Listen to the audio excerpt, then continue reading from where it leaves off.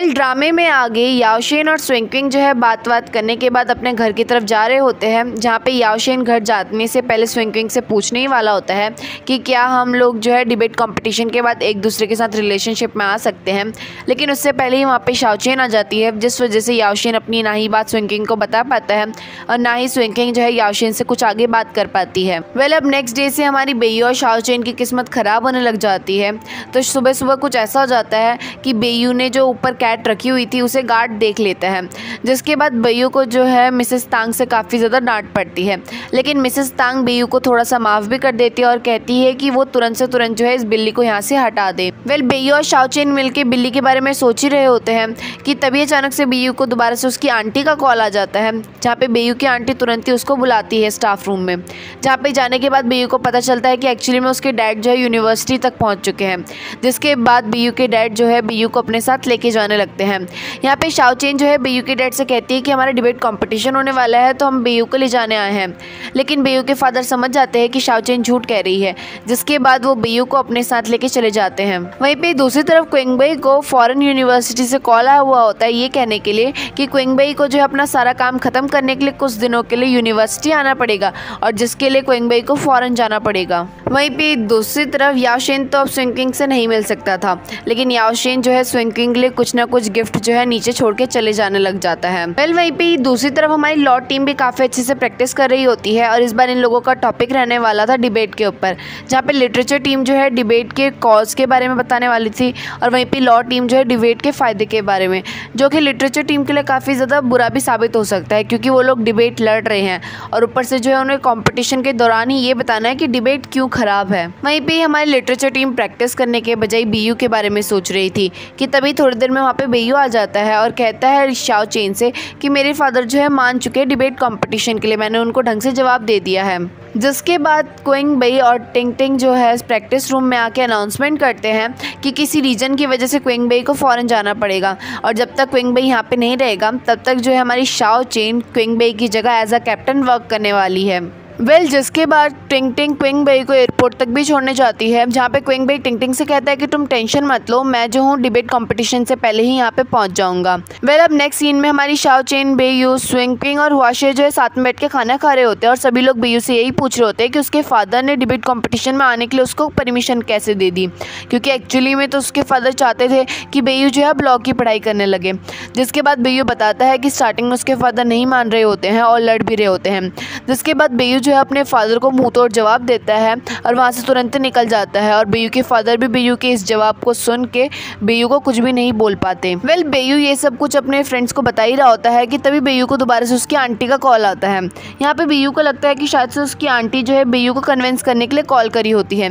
लेकिन एक्चुअली में ऐसा कुछ नहीं होता। मैंने आपको कहा था ना कि बेयू और शाओचेन की किस्मत खराब चलने लग गई है, तो एक्चुअली में कुछ हुआ ही होता है कि बेयू के फादर को हार्ट अटैक आया हुआ होता है, जिसकी वजह से बेयू के फादर जो है हॉस्पिटल में भर्ती हो जाते हैं। थोड़ी देर में बेयू, शाओचेन, स्विंगकिंग और हुआशा भी जो है हॉस्पिटल में पहुंच जाते हैं, जहां पे पहुंचने के बाद बेयू को पता चलता है डॉक्टर्स के थ्रू कि उसके फादर की कंडीशन बहुत ही ज़्यादा क्रिटिकल मूवमेंट पे आ गई है। ये सब कुछ सुन के बेयू काफ़ी ज़्यादा टेंशन में आ जाता है और काफ़ी ज़्यादा टूट भी जाता है, क्योंकि बेयू को यही लग रहा होता है कि इन सब चीज़ के पीछे उसका हाथ है। ना ही वो अपने फादर पर इस तरह से चिल्लाता और ना ही उसके फादर की तबीयत बिगड़ती। बेयू रो ही रहा होता है कि तभी थोड़ी देर में बेयू की मॉम भी वहाँ पे पहुँच जाती है और बेयू को जो है हौसला देती है और कहती है कि तुम्हारे फादर ठीक हो जाएंगे। बेयू की मॉम वहाँ पे पहुँच चुकी थी, जिस वजह से बेयू की मॉम जो है शाओचेन को हॉस्पिटल से जाने के लिए कह देती है। जिसके बाद बेयू की मॉम बेयू को बताती है कि एक्चुअली में जो है बेयू के फादर बेयू को काफ़ी ज़्यादा प्यार करते हैं। वो बेयू को इसलिए फोर्स करा करते थे कि तुम लॉ कर लो, क्योंकि उन्होंने नोटिस किया था कि बेयू जो है लॉ में काफ़ी अच्छा करता है और बेयू को लॉ में इंटरेस्ट भी है।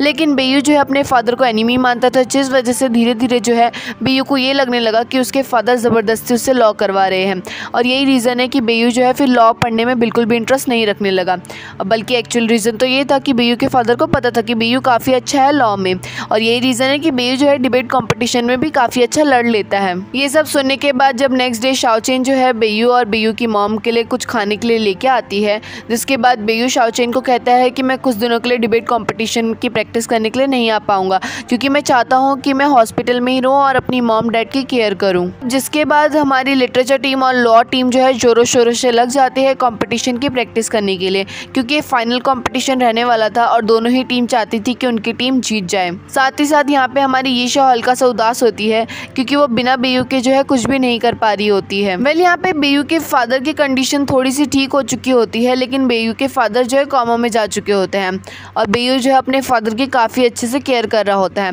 वहीं पे शाओचेन भी जो है बारी बारी से हॉस्पिटल विजिट करा करती थी और बेयू की मॉम के लिए कुछ खाने के लिए लेके जाती थी। वेल वहीं पे लास्ट टाइम भी शाओचेन दोबारा से बेयू से यही पूछती है कि तुम प्रैक्टिस के लिए कब से आओगे, जिसपे बेयू साफ साफ मना कर देता है कि वो अभी कुछ दिन जो है अपने फादर की ही केयर करेगा। बेयू की मदर भी बेयू को कहती है कि तुम्हें कंपटीशन की प्रैक्टिस के लिए जाना चाहिए, लेकिन बेयू डिसाइड कर चुका था कि वो अपने फादर की ही केयर करेगा बस। अब नेक्स्ट डे बेयू अपने फादर के बगल में बैठ के अपने फादर को अपनी फीलिंग्स के बारे में भी बता रहा होता है और साथ ही साथ अपनी की गई सारी गलतियों की माफ़ी भी मांग रहा होता है। तभी अचानक से बेयू के फादर को कोमा से होश आ जाता है और कुछ ही देर में बेयू के फादर का चेकअप होता है और जिसके बाद बेयू के फादर जो है बेयू को प्रैक्टिस के लिए जाने के लिए कहते हैं। साथ ही साथ यहाँ पे बेयू के फादर जो है शाओचेन की भी तारीफ करते हैं क्योंकि उन्होंने सुन लिया था, भले ही वो कोमा में थे लेकिन वो सब कुछ सुन सकते थे कि किस तरह से शाओचेन जो है वो केयर कर रही है बेयू और बेयू की मॉम की। वेल बेयू को सभी लोग वापस देख के काफ़ी ज़्यादा खुश होते हैं, जिसके बाद सभी लोग लग जाते हैं डिबेट कंपटीशन की प्रैक्टिस करने के लिए क्योंकि अब उनके पास यही लास्ट दिन बचा हुआ था प्रैक्टिस करने के लिए। पर लेकिन यहाँ पे इन लोगों की किस्मत बहुत ज़्यादा ख़राब होती है। एक्चुअली में जो हमारा जज था उसने कंपटीशन से एक दिन पहले जो है सारी की सारी बाजी पलट दी थी। तो होता कुछ यूँ है कि वो अनाउंस करता है कि लिटरेचर टीम अब जो है डिबेट की अच्छाई के बारे में बताएगी, वहीं पर लॉ टीम जो है डिबेट की बुराई के बारे में बताएगी। और ये सब कुछ उस जज ने इसलिए किया था ताकि वो चेक कर सके कि किस तरह से जो हमारे डिबेट कॉम्पिटिटर्स इस क्वेश्चन को झेल पाएंगे, क्योंकि ऑब्वियस सी बात है हमारे डिबेट कॉम्पिटिटर का काम होता है कि वो ऑडियंस को किस तरह से अपनी बातों के लिए कन्विंस कर सके, चाहे फिर उनके पास ज़्यादा टाइम हो या कम टाइम हो। वेल यहाँ पे लॉ टीम के लिए थोड़ा फ़ायदा भी होता है क्योंकि वो जब भी प्रैक्टिस करती थी वो हमेशा जो है प्रॉन्स और कॉज को जो है साथ में लेके चलती थी, लेकिन हमारी लिटरेचर टीम तो सारी की सारी डिबेट की बुराई ही छाटने में लगी थी। वेल यहाँ पे लिटरेचर टीम के लिए जो है मुसीबत खड़ी हो जाती है क्योंकि उन लोगों के पास काम ज़्यादा था और टाइम कम था कि तभी वहाँ पे शाओचेन के कुछ फ्रेंड्स आ जाते हैं। ये फ्रेंड्स वही होते हैं जो कि शाओचेन को पहले लाइक करा करते थे। वेल यहाँ पे ये सब लोग जो है स्विंग पिंग की मदद करते हैं कि किस तरह से वो बैनर्स बनाएंगे कंपटीशन के लिए, क्योंकि ऑब्वियस सी बात है सभी लोग जो है फाइनल कंपटीशन में जाने वाले हैं।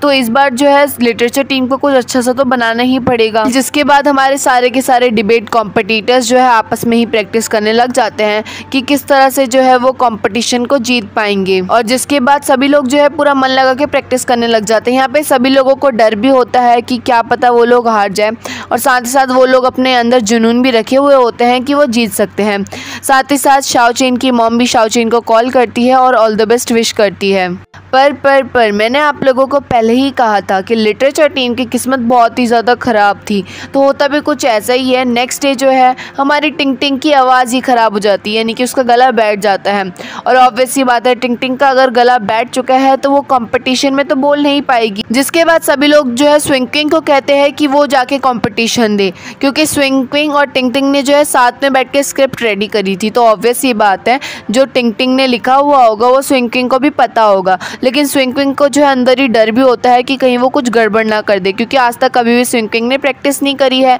मतलब उसने कंपटीशन नहीं लड़ा है। हुआ शाह ने तो 1-2 बार लड़ लिया है, लेकिन स्विंग पिंग आज तक कभी भी स्टेज में नहीं गई, और साथ ही साथ उसने इतने अच्छे से कंपटीशन में मतलब किसी के साथ डिबेट भी नहीं करा है। वहीं पे दूसरी तरफ क्विंग बेई की जो फ्लाइट होती है वो क्विंग बेई को लेट कर देती है, और साथ ही साथ हमारी क्विंग बेई की और भी ज़्यादा किस्मत ख़राब होती है कि वो ट्रैफिक जाम में फंस जाता है, जिसके बाद क्विंग बेई तुरंत ही टैक्सी से बाहर निकलता है और पैदल ही निकल जाता है अपनी यूनिवर्सिटी की तरफ। वेल अब हमारा फाइनली कंपटीशन शुरू हो जाता है, लेकिन यहाँ पे फाइनल कंपटीशन से पहले एक छोटा सा कंपटीशन होता है। यहाँ पे कुछ होता यूँ है कि सारी की सारी जितने भी डिबेट टीम्स थी ना, उनमें से कुछ लोगों को चुना जाता है, हर टीम में से एक पर्सन को जो बेस्ट होते हैं, और उन 8 का यानी कि 4-4 के ग्रुप में जो है उन लोगों का कंपटीशन होता है। यानी कि फाइनल कंपटीशन से पहले सभी लोगों का मनोरंजन करने के लिए 2 अलग सी टीम का कंपटीशन रखा जाता है। तब तक जो है हमारी जो फाइनल टीम्स होती है उनको मौका मिल जाता है, मतलब टाइम मिल जाता है प्रिपेयर करने का अपने आप को अच्छे से।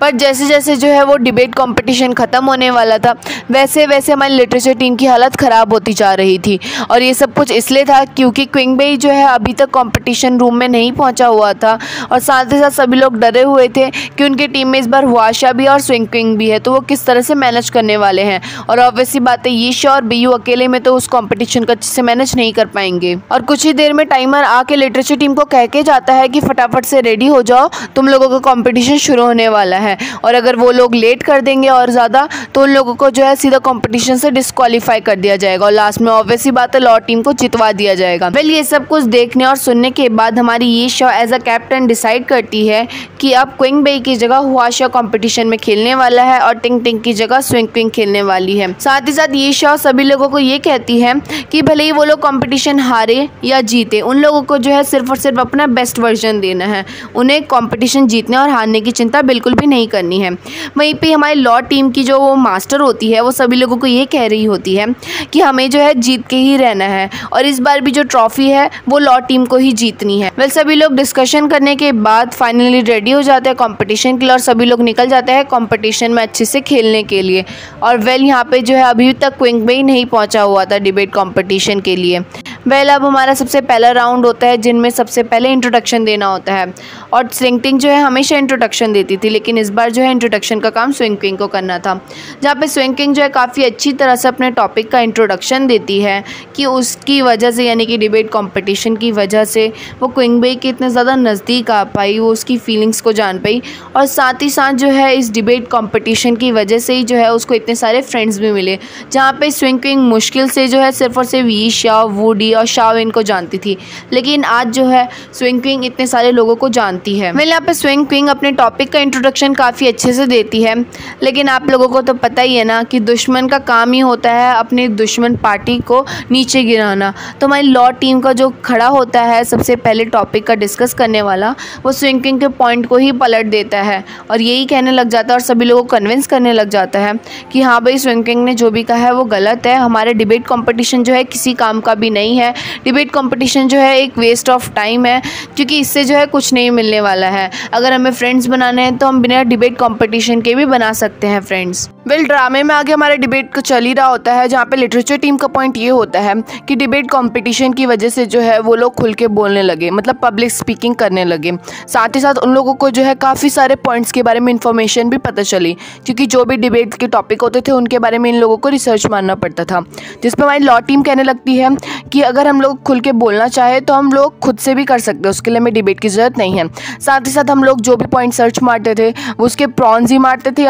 या फिर उसके कॉज ही मारते थे, उसमें हम स्पेसिफिक उसके बारे में अच्छे से रिसर्च नहीं मारते थे। और अगर हमें किसी चीज़ के बारे में नॉलेज ग्रैब करनी ही है तो वो हम खुद से भी कर सकते हैं। वेल, थोड़ी देर में हमारा क्विंग बेई भी पहुंच जाता है कंपटीशन मैच में और उस कंपटीशन को देखने लग जाता है। वहीं पे ही हमारी यीशा के मॉम डैड, बेयू के मॉम डैड और स्विंग क्विंग के नाना नानी जो है इस कंपटीशन को देख रहे होते हैं। Well, as you all know, भले ही हमारी लिटरेचर टीम डिबेट के प्रॉन्स में बात कर रही थी और हमारी जो लॉ टीम है वो कॉज के बारे में बात कर रही थी, लेकिन सभी के सभी जो है डिबेट कंपटीशन को पसंद करते हैं। तभी वो लोग जो है इस कंपटीशन में बैठे हुए, ऑब्वियसली बात है इतने सारे लोग हैं, वो लोग भी जो है डिबेट कंपटीशन में जा सकते थे, लेकिन शायद से उनको डिबेट कंपटीशन पसंद नहीं है, तभी तो वो लोग नहीं बैठे हैं ना वहाँ पे। जिसके बाद हमारी लिटरेचर टीम कहती है कि हमें डिबेट कंपटीशन पसंद है, इससे जो है हमें अलग ही वाइब्स आती है, इसी वजह से हम ही लोग जो है यहाँ पे कंपटीशन में बैठे हुए इतने सारे लोगों में से, वरना अगर सभी को सेम वाइब्स आती तो शायद से ये लोग भी जो है हमारे साथ कंपटीशन कर रहे होते।